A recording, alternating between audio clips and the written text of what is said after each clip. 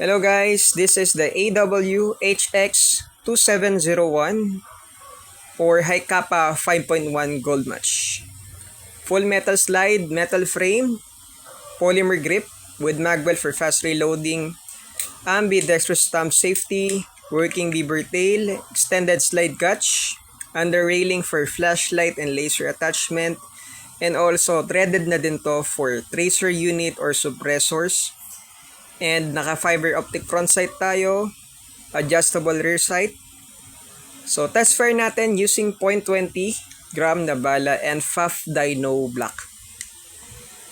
Thumb safety working, firing. 355, 350, 346, 346. Okay, wala ng bala. So, kung gusto niyo nito guys, PM lang kayo sa page, ZM Tactics Airsoft, ZM Speedsoft. And also guys, limited stock lang to. Mabilis maubos to. Thank you.